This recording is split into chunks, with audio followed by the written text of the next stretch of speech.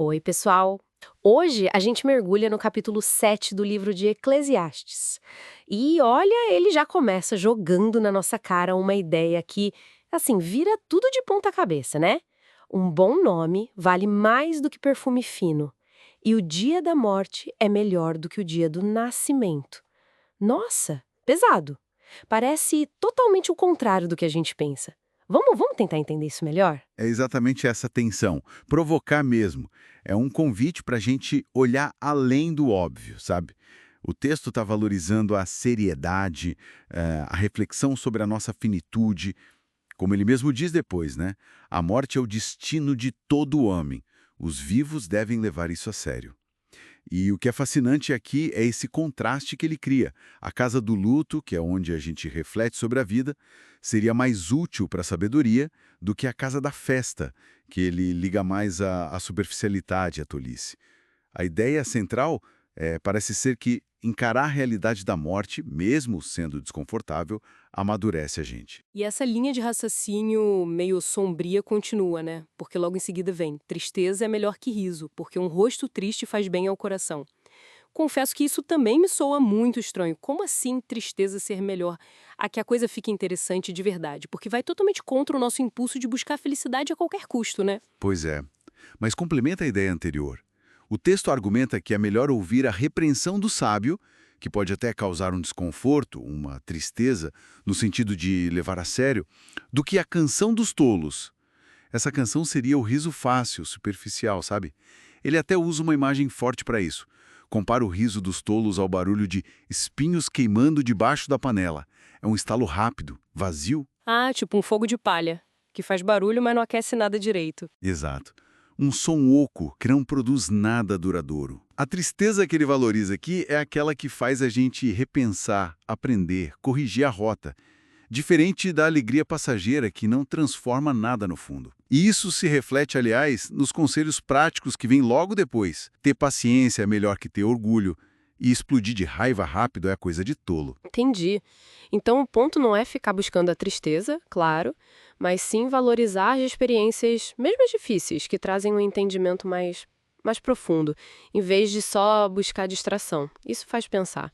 E essa busca por profundidade parece se conectar com outra recomendação forte do capítulo, a moderação. O texto adverte contra exageros, né? Não ser justo demais, nem sábio demais, mas também não ser ímpio demais ou tolo demais. Como é que a gente anda nessa corda bamba? Exato. Essa é uma das passagens mais intrigantes mesmo. Ser justo demais ou sábio demais. Talvez o perigo aí seja a arrogância, uma autoconfiança exagerada, ou talvez um perfeccionismo que paralisa, um jeito de julgar os outros sem nenhuma misericórdia. Ah, entendi. Um radicalismo. Isso. E do outro lado, a impiedade e a tolice levadas ao extremo também levam à autodestruição. Claro. Então, o texto sugere que o caminho mais seguro está no equilíbrio. E ele conecta isso ao temor a Deus. Diz lá, aquele que teme a Deus evitará todos os extremos. E esse temor, é bom lembrar, não é pavor, né? É mais um respeito profundo, uma consciência do nosso lugar, das nossas limitações diante do divino. Isso ajudaria a manter a perspectiva, a evitar esses radicalismos de que falamos. Essa ideia de reconhecer os próprios limites parece ser um fio que atravessa o capítulo todo, né? Porque logo depois o texto elogia muito a sabedoria. Diz que é um abrigo, uma proteção tão boa quanto o dinheiro. E ainda melhor, porque preserva a vida. Mas, ao mesmo tempo, o próprio autor admite com uma honestidade brutal: a sabedoria plena estava além de mim, quase inalcançável. Isso dá um banho de realismo, né? Sim, é uma tensão muito humana essa. A sabedoria é super valiosa, a gente deve buscar. Mas a gente nunca vai ter ela por completo. Nos escapa.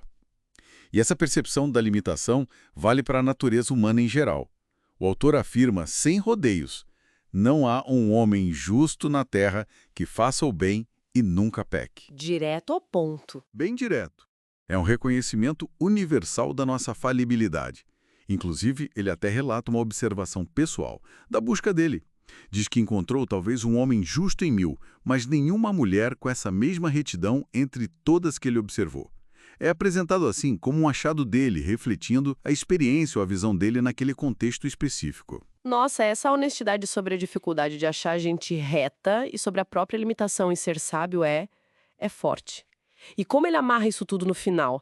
Qual a conclusão dessa análise tão, digamos, crua da nossa condição? A conclusão que o autor aponta é que o problema original não está na criação. Ele diz: Deus fez a humanidade reta, mas as pessoas buscaram muitas invenções. Ou, tipo assim, muitos esquemas, complicações, desvios do caminho original.